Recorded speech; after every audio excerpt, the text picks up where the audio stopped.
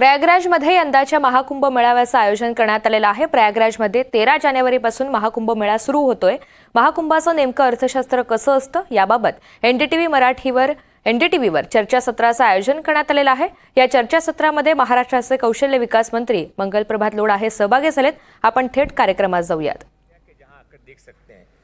नासिक जैसी जगह इसके बाद आने वाले समय में जो कुंभ महाकुंभ के नाम पर 1927 में विकास काम होगा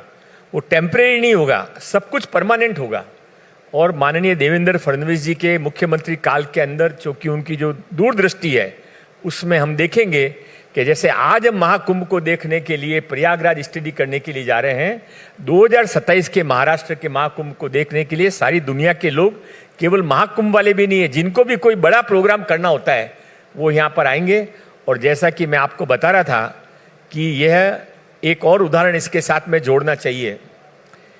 कि महाकुंभ या कुंभ होने के बाद में क्या उस शहर के लोगों को तकलीफ होती है, ऐसा आपका प्रश्न था जितेंद्र जी। मेरा ये प्रश्न था कि क्या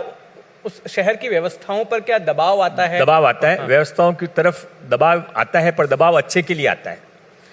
इसको आप ऐसे कंपेयर करिए कि अभी गांव में शादी होती है, आप और हम भी कोई न कोई गांव से यहाँ पर आए हुए हैं,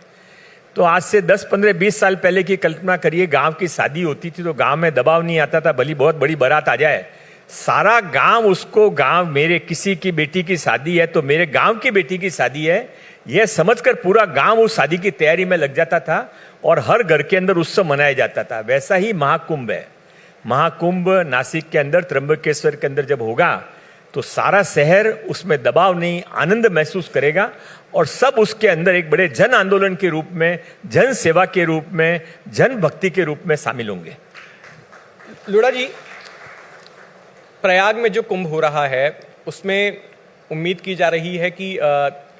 40 करोड़ लोग तक आएंगे उसमें, और ना केवल भारत भर से बल्कि दुनिया भर से लोग आने वाले हैं। और ये जरूरी नहीं कि जो लोग वहां पर आ रहे हैं वो सिर्फ धार्मिक भावना से ही आ रहे हैं, कई लोग जो है इतने बड़े आयोजन को एक पर्यटक के तौर पर देखने के लिए भी पहुंच रहे हैं। हम सोशल मीडिया के जमाने में हैं, कई सारे लोग जो है उस पर वीडियोस बनाने के लिए, डॉक्यूमेंट्रीज बनाने के लिए पहुंचेंगे, तरह तरह के लोग वहां पर आने वाले हैं।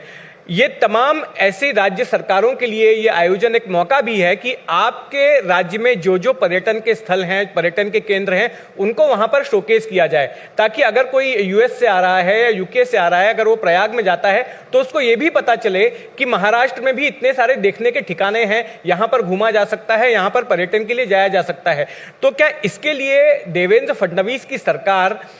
प्रयाग में किसी प्रकार का कोई इनिशिएटिव ले रही है ताकि महाराष्ट्र की जो सांस्कृतिक, जो ऐतिहासिक धरोहरें हैं उनको वहां पर जो है शोकेस किया जाए, उनको वहां पर प्रदर्शित किया जाए, ताकि जो लोग कुंभ देखने आ रहे हैं प्रयाग वो प्रेरित हो महाराष्ट्र में भी आने के लिए? नहीं, बहुत अच्छा सुझाव है आपका ये। और मुझे जहां तक जानकारी है, महाराष्ट्र में जो कुछ टूरिज्म के स्पॉट्स हैं और महाराष्ट्र में उससे ज़्यादा जो धार्मिक स्पॉट्स हैं, अष्टविनायक है, छत्रपति शिवाजी महाराज के 350 किले हैं, ये सारे जो स्थान हैं उन सब के बारे में वहाँ पर योग्य जानकारी प्रयागराज में दी गई है। और जैसा कि मैंने शुरू में ही कहा था कि एनडीटीवी केवल एक न्यूज़ चैनल नहीं है, एनडीटीवी अच्छे तरीके से सोचता है, देश का सोचता है। आप कॉमर्शियल कम हैं, आप अपना पत्रकार का रोल ज़्यादा करते हैं और इसीलिए आपके सुझावों के अंदर बहुत छुपा हुआ समाज हित भी रहता है।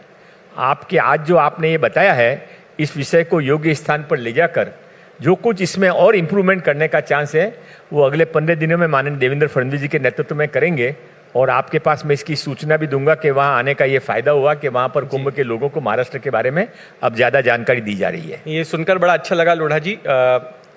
Thank you for your kind words. अब आपसे एक सवाल इसी से जुड़ा हुआ ये है कि देखिए, प्रयाग में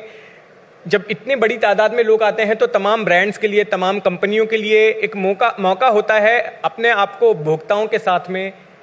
कनेक्ट करने का, ग्राहकों के साथ, लोगों के साथ कनेक्ट करने का। और हमने पिछले कुंभ में भी देखा, चाहे वो महाराष्ट्र में 2015 का सिंहस्थ कुंभ हो या फिर पिछला महाकुंभ हो,